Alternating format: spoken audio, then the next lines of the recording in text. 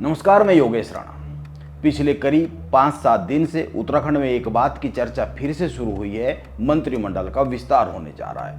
सवाल यह है, क्या सचमुच मंत्रिमंडल का विस्तार होने जा रहा है या फिर ये जो मेल मुलाकातों का दौर चल रहा है इसके पीछे की कहानी कुछ और ही है। आप दो बातों पर गौर कीजिए। पहली, मंत्रिमंडल में पहले 4 पद खाली थे, इसके बाद अब 5 पद खाली है। पिछले करीब 4 साल में इतनी बार मंत्रिमंडल विस्तार की बात हो चुकी है जितने पद भी कैबिनेट में खाली नहीं है। हर 2-4 माह में यह बात होती है कि बस इस बार तो मंत्रिमंडल विस्तार हो ही जाना है, लेकिन हो नहीं पाता है। इसके पीछे के कारणों को समझने की कोशिश करनी चाहिए। और दूसरी बात, पिछले 3-4 दिन में मुख्यमंत्री पुष्कर सिंह धामी से 20 से अधिक बीजेपी के विधायक, बीजेपी के नेता, पदाधिकारी, जिला लेवल के पदाधिकारी सहित बहुत से बीजेपी के नेता मिल चुके हैं। इनमें मौजूदा कैबिनेट मंत्री भी शामिल है। माना यह जा रहा है इन लोगों को मंत्रिमंडल में जगह चाहिए, इसीलिए धामी से मिल रहे हैं। हालांकि ये सभी लोग अपने अपने क्षेत्रों की कोई ना कोई विकास योजना या फिर कोई ना कोई समस्या लेकर मुख्यमंत्री के पास आ रहे हैं। मुख्यमंत्री को कोई ना कोई चिट्ठी भी दे रहे हैं, फोटो खिंचा रहे हैं, सोशल मीडिया पे शेयर कर रहे हैं। इस बार एक और बात अलग है। जो ये सारे विधायक और नेता मुख्यमंत्री से मिलने आ रहे हैं, इसमें बहुत से विधायक अकेले नहीं मिल रहे हैं, वो अपने क्षेत्र के किसी व्यक्ति या फिर किसी खास व्यक्ति या फिर संगठन के ही किसी अन्य व्यक्ति के साथ मिल रहे हैं। मंत्रियों की मुलाकात पर चर्चा यह है, उनको डर है कुर्सी खिसक सकती है। चर्चा है गढ़वाल से, खासकर पौड़ी से बहुत अधिक मंत्री है, इसीलिए संतुलन को बनाने के लिए 1-2 को हटाया जा सकता है। किसी अन्य प्रमुख खास राजनीतिक महत्व की जगह जिले से किसी अन्य को, विधायक को मंत्री बनाया जा सकता है। लेकिन यह सब चर्चाएं हैं। अभी तक यह तय नहीं हुआ है मंत्रिमंडल का विस्तार कब होगा और किस तारीख तक तो हो ही जाएगा।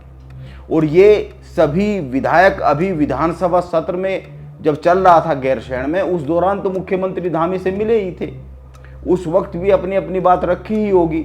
फिर इसके बाद अचानक से ही सीएम ऑफिस की दौड़ यह उत्तराखंड में नेताओं और विधायकों की क्यों शुरू हो गई है? आखिर इसके पीछे गणित क्या चल रहा है?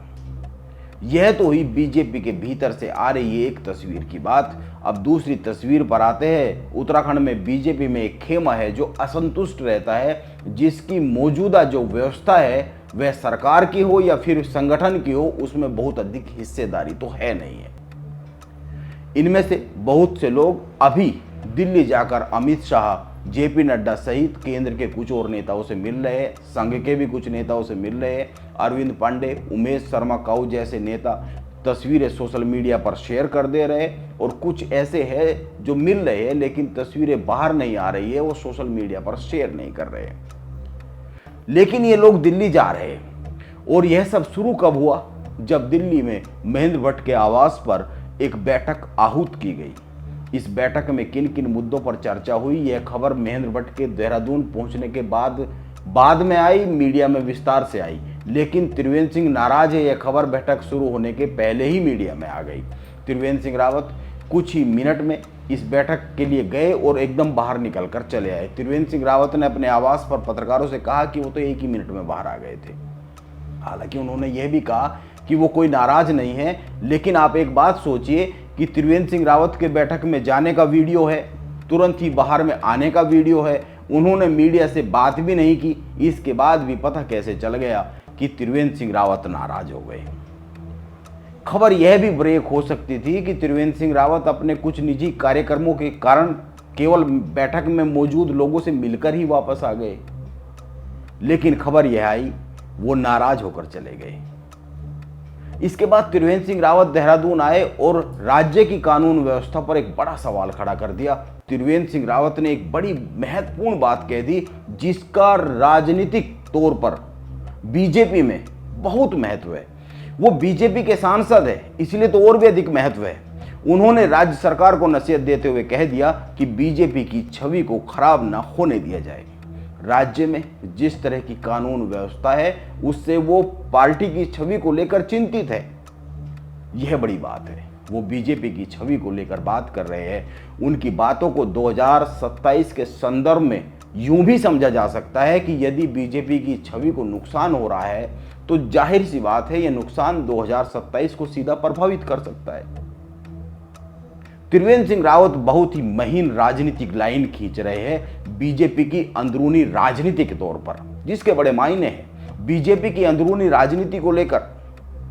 और इन्हीं घटनाओं के बाद शुरू हुई उत्तराखंड में बीजेपी के नेताओं की दिल्ली दौड़ और बहुत से नेताओं विधायकों की मुख्यमंत्री ऑफिस के लिए दौड़। इसीलिए सवाल यह उठ रहा है, क्या यह कोई शक्ति प्रदर्शन चल रहा है? यह सवाल इसलिए भी उठ रहा है क्योंकि मंत्रिमंडल का विस्तार होना है। केवल 5 ही पद खाली है। इनमें से भी 1-2 पद खाली रखा ही जा सकता है, क्योंकि ये रखा ही जाता है किसी अचानक से आई राजनीतिक सिचुएशन के लिए या दल में आई राजनीतिक आपदा को मैनेज करने के लिए 1-2 पद खाली रखा ही जाता है। इसीलिए ये मानना नहीं चाहिए कि 5 के 5 भर जाएंगे। और मंत्रिमंडल विस्तार में इस बार सबसे बड़ी जो दावेदारी है राजनीतिक तौर पर भी 2027 के हिसाब से भी और बीजेपी की अंदरूनी समीकरणों को देखते हुए भी वो हरिद्वार, ऊधम सिंह नगर और नैनीताल जिले की है, क्योंकि इन जिलों में बीजेपी में बहुत कुछ ऐसा चल रहा है जिसको 2027 से पहले बीजेपी को मैनेज करना ही होगा।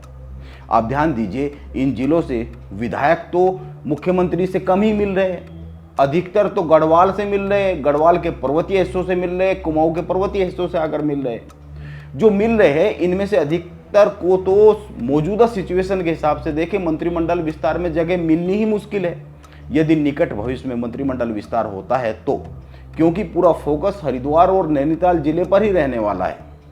इसीलिए सवाल यह उठ रहा है, आखिर बीजेपी में चल क्या रहा है? त्रिवेंद्र सिंह रावत अब अचानक से हालांकि खामोश हो गए हैं। कांग्रेस को एक बड़ा मुद्दा थमाकर त्रिवेंद्र सिंह रावत ने स्वीकार कर लिया कि हालांकि उनकी यह बड़ी राजनीतिक चूक है, मैं मानता हूं, ये मैंने पहले भी कई सारी स्टोरी में बात कही है। त्रिवेंद्र सिंह रावत ने स्वीकार कर लिया कि 27 करोड़ रुपया इकट्ठा किया गया संगठन को चलाने के लिए। कांग्रेस के प्रदेश अध्यक्ष कर्ण मेहरा और विधायक, सीनियर विधायक प्रीतम सिंह कांग्रेस के कह रहे हैं, सवाल यह नहीं है कि पैसा सफेद है या काला है, सवाल यह है यह पैसा लिया किन लोगों से गया है। यह कार्यकर्ताओं से या फिर आम जनता से तो नहीं लिया गया है, इसीलिए यह सूची जारी होनी चाहिए। इस सूची को जारी करने में दिक्कत क्या है कि पैसा किन लोगों से और कितना लिया गया है। इसीलिए त्रिवेंद्र सिंह रावत ने यह मुद्दा तो कांग्रेस को थमा ही दिया है। आप कांग्रेस के इन दोनों नेताओं के बयान सुनिए, इसके बाद बात को थोड़ा आगे और बढ़ाते हैं। देखिए, वो ये भी कहते हैं कि वाइट का है, लेकिन मेरा ये मानना है कि आपने किससे पैसा लिया, ये इम्पोर्टेंट है। देखिए, प्रश्न ये नहीं है कि निधि का पैसा 30 करोड़ था या 27 करोड़ था। हरक सिंह जी ने 30 करोड़ का जिक्र किया, उसको जो है पूर्व मुख्यमंत्री त्रिवेंद्र सिंह रावत जी ने करेक्ट करने का काम किया, उन्होंने कहा 27 करोड़ है। बात ये नहीं 30 करोड़ या 27 करोड़, 27 करोड़ तो है ना। तो यही तो हरक सिंह जी कह रहे हैं कि जो धन एकत्रित किया गया वो खनन माफिया, शराब माफिया, भू माफियाओं से एकत्रित किया गया। अब इस पर तो भाजपा को स्पष्ट करना चाहिए कि किसके माध्यम से पैसा लिया गया। अगर चेक के माध्यम से लिया है तो सार्वजनिक करने में क्यों दिक्कत हो रही, क्यों कठिनाई हो रही है? करे ना सार्वजनिक, ताकि उत्तराखंड के लोगों को पता चल सके कि भाई जो निधि भाजपा ने एकत्रित की है वो कार्यकर्ताओं से नहीं बल्कि खनन माफिया, शराब माफिया और भू माफियाओं के माध्यम से। कांग्रेस त्रिवेंद्र सिंह रावत की हामी को मुद्दा बनाना चाह रही है।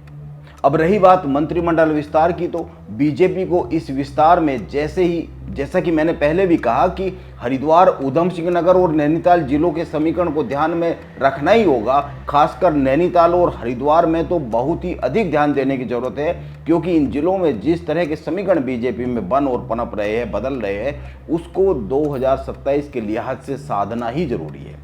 इन जिलों के समीकरण पर बात अगले किसी वीडियो में कर लेंगे। मौजूदा समय में यह देखना जरूरी होगा कि मंत्रिमंडल विस्तार आखिर होता कब तक है। नमस्कार, मैं योगेश राणा।